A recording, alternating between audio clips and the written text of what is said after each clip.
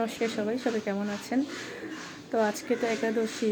তো আজকে হচ্ছে একাদশী দিন সকালে আমাদের এখনো পুজো দেওয়া, এই যে মা এসে পুজো দিবে, মা স্নান করতে গেছে। তো সকাল সকাল অনেক কাজ থাকে, তো আমি একদম সকাল সকাল একদম স্নান টান করে রেডি হয়ে গেছি।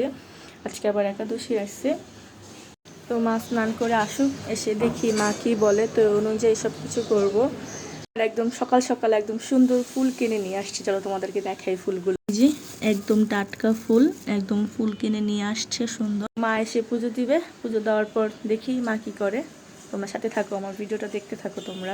এই যে একাদশীর সময় যে দুধ খাই, তো যে দুধটা এখন পুরো বরফ হয়ে আসছে, এটাতে এখন জল দিয়ে রাখবো যাতে মানে বরফটা ছেড়ে দেয়, একদম সুন্দর নর্মাল হয়ে যায়।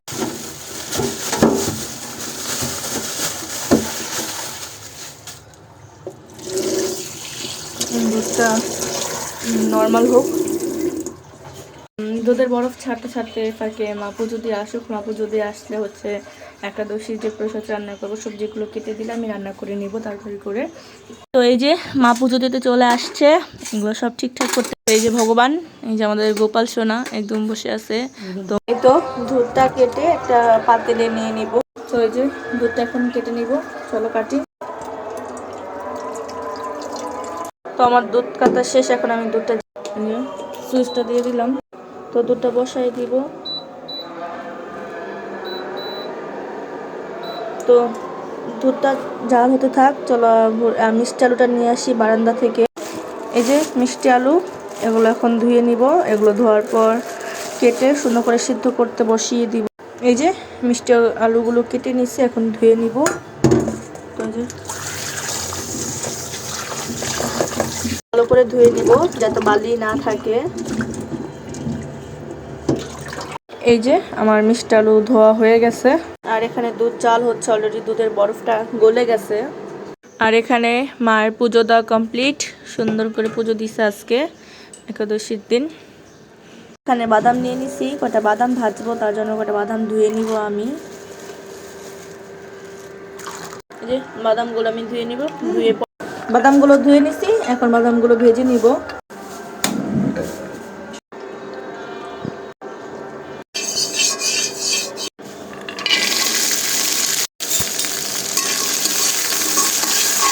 এই যে এখানে মাছ সবজি কেটে নিচ্ছে। তো এই যে এখানে হয়ে গেছে আমার বাদাম ভাজা, বাদাম ভেজে নিয়েছি। আর এখানে দুধ প্রায় জাল হয়ে গেছে, আর একটু হবে। মারও প্রায় সবজি কাটা হয়ে গেছে, এখন রান্না বসাই দিব। দুধ ফুটে গেছে, দুধ নামিয়ে নিব। আর এখানে এই যে মিষ্টি আলুটা সিদ্ধ বসিয়ে দিব। এই যে সবজি রান্না করার জন্য বসাই দিয়েছি, এগুলো সিদ্ধ হইতে, সিদ্ধ হোক। এখানে আলু আর টমেটো দিয়ে একটা তরকারি রান্না করব, তো সর্বপ্রথমে আমি আলু দিয়ে দিব। আলুগুলো সুন্দর করে ভেজে নেব। আলুগুলো আমি সিদ্ধ করে নিচ্ছি। ওই যে কয়টা কাঁচামরিচ দিয়ে দিব, টমেটো দিয়ে দিব, স্বাদ মতো লবণ, নেড়ে নিব, একটু জল দিয়ে দিব।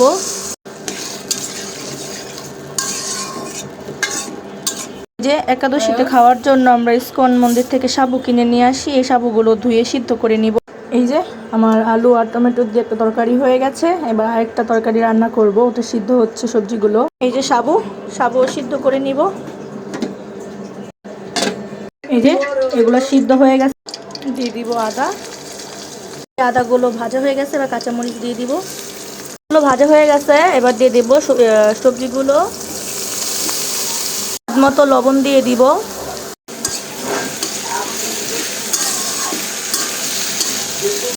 সাবু সিদ্ধ হয়ে গেছে, এবার তরকারিটার মধ্যে সাবুটা দিয়ে দিব।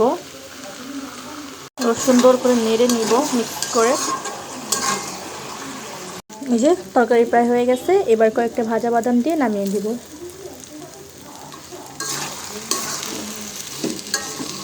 এই যে একাদশী রান্না প্রায় শেষ। এই যে একটা রান্না করছি, এখানে বাদাম ভাজা, এখানে শসা, এই একাদশী প্রসাদ। এই তো একাদশী প্রসাদ বেড়ে নিলাম, এবার খেয়ে নিব। যে প্রসাদ খাচ্ছি, তোমরা দেখতে থাকো বাকি ব্লগটা কিভাবে করে।